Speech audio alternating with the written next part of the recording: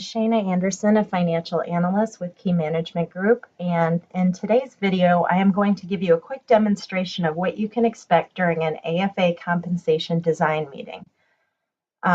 Prior to the meeting, we will have had you fill out a survey about your AFA, who you plan to bring into your practice, collecting some preliminary information. And in our first meeting, we will show you how those pieces of data were entered into the model that we built for you so that we can look at numbers and profitability of bringing this AFA into your practice. So some of the data that we collect is what type of AFA is it? Is it a new AFA or is it an experienced recruit or an existing AFA? Because each one of these will have a slightly different model. In the case here, the AFA that I'll be modeling is a new AFA who does not have a book of business coming to join our practice.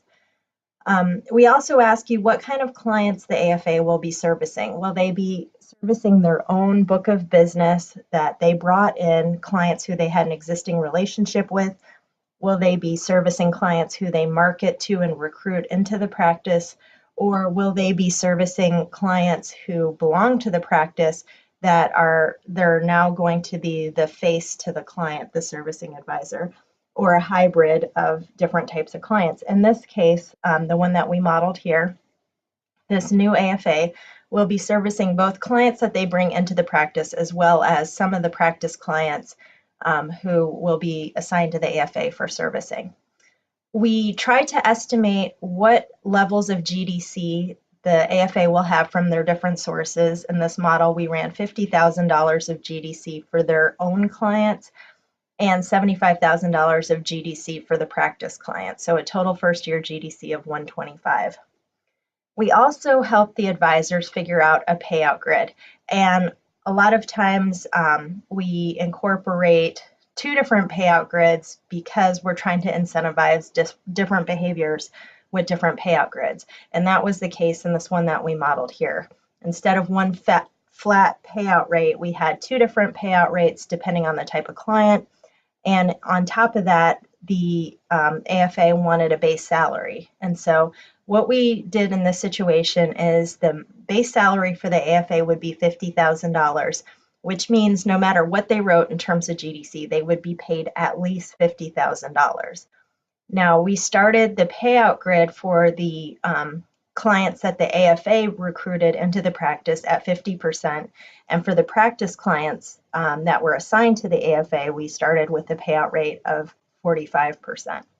Now, in this model here, we're running both payout grids up to $1 million, at increasing by units of $50,000. So what you will see here is this blue grid here shows the payout grid for the AFA's own clients, and the peach colored one on this side is for the practice clients. And you can see that at GDC levels of $0 and $50,000, if they're writing that, they're really not making enough to be on a payout rate because we've guaranteed them a $50,000 salary.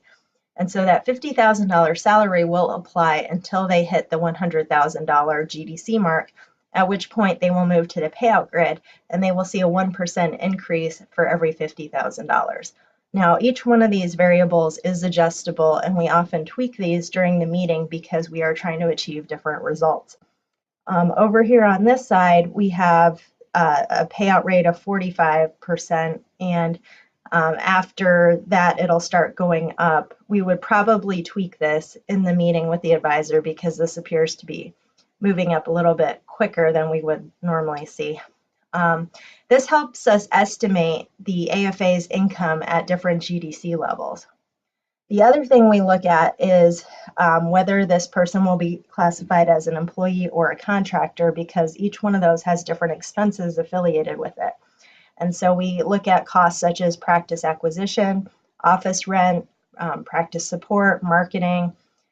In the case where they are classified as an employee, we look at employment taxes, retirement plans, health insurance, and sometimes AFAs are given a marketing budget, which is a variable expense because it's based on a percentage of GDC, and we can account for that as well. So in this case, we entered all of their expenses. The advisor wanted them classified as a W-2 employee, so You'll see over here that the advisor's portion is 100% and the AFA's amount is 0 because they are an employee. So the advisor absorbs all of the expenses in this scenario, although sometimes we do change these because the AFA will be paying for some of these out of pocket. So we look at the total expenses that the advisor would be looking at in the first year and factor that into the equation. Sometimes advisors also want to incentivize the sale of financial plans, and so we can model a financial planning bonus and estimate what that might be if they achieve certain levels of sales. We usually start off with what we've taken from the P1 grid, which accounts for both plan count and growth. And you can see that what it does is it increases the payout rate, the GDC payout rate by 0 to 3%, depending on where they fit in the grid. And if the advisor wants to incentivize differently than this, we can always tweak this financial planning bonus grid, but normally this is our starting place. And we also look at equity offer, which is generally called practice interest because there's limitations on equity for an AFA. Sometimes this is a big part of the package is earning into the practice through practice interest over time. And this one that we're modeling, there was no equity sharing and there was no practice interest being offered. And so we did not model for that, but this is often another variable that goes into the model. And so during the meeting with the advisor, we take a look at all of these inputs, these starting inputs, excuse me, that I just went over.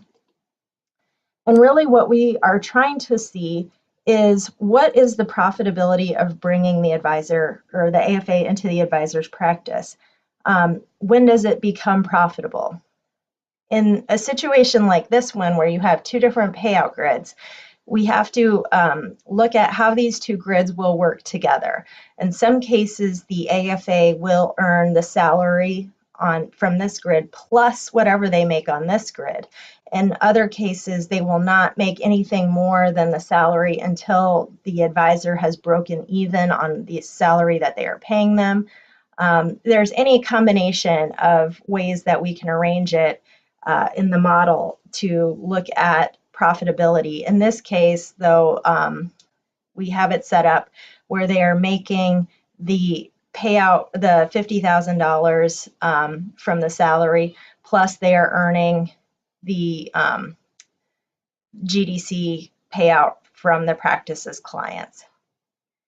So when we provide this analysis to the advisor, we give them these numbers which look at profitability. So just to read through this line to give you an example, at a rate of $200,000, if the AFA is able to grow the GDC that he or she has been assigned up to $200,000 of GDC, the advisor's payout rate is 84%. And so we look at the 200,000, we take a haircut off of that at the 84% payout rate.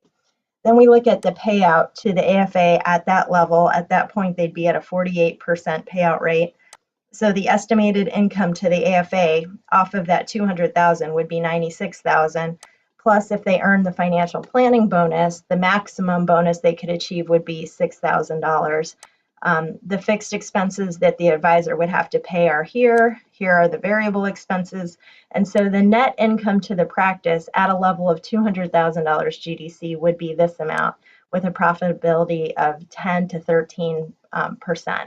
Now, a lot of times what we see, this is very common, is in the first year, we are going to see negative profitability. And in this case, that is what we are seeing because this is what we estimated for GDC on the AFA's own book of business, and this is what we are seeing for the practice book of business. And you can see both of those are negative numbers.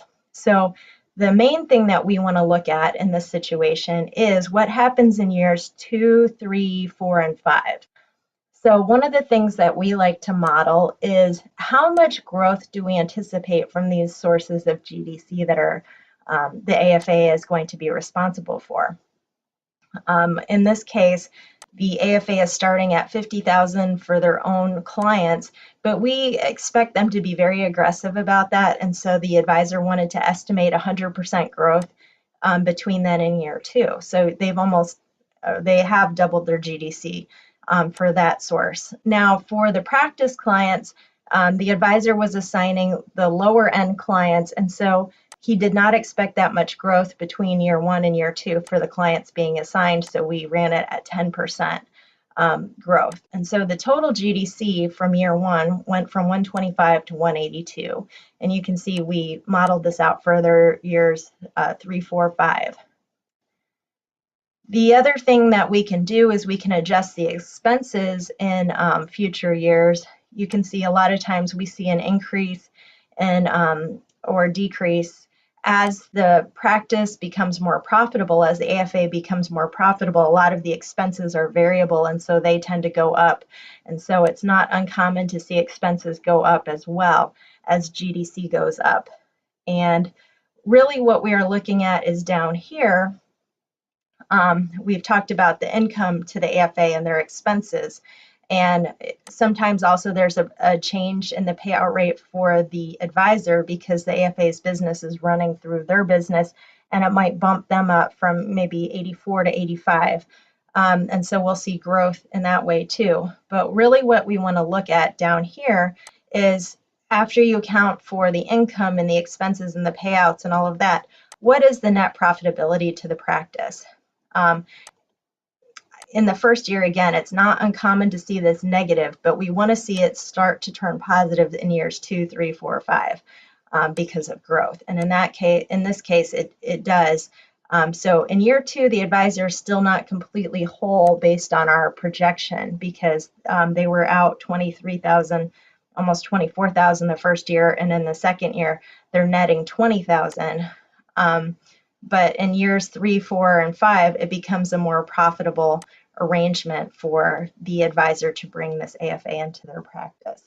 And so we would typically in the meeting start with these numbers, look at it, and if this is not hitting the mark for the advisor, we have a lot of variables we can help them adjust, such as the payout rates or the salary or the financial planning bonus. There's a number of ways we can structure the incentives for the AFA to make it a win-win.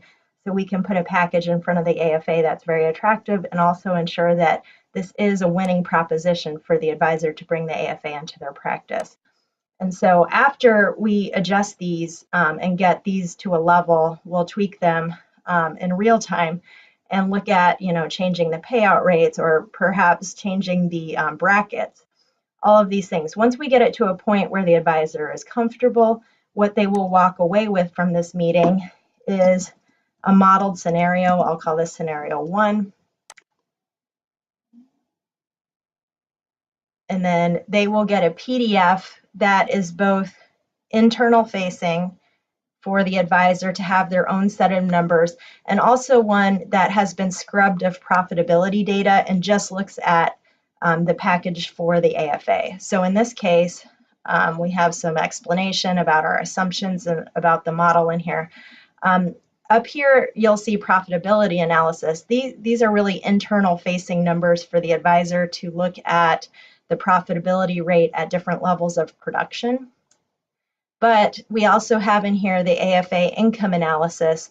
And what this one does, this part of the report really takes the numbers and frames it differently. It frames it as a package so the AFA can see how much they would be making at these levels of production, what bonuses they would be eligible for at these levels, and how much support they are receiving from the advisor. So it gives them a range of what their package is worth, because a lot of times the AFA is comparing offers between this advisor or maybe going into a salaried role or maybe going into P1.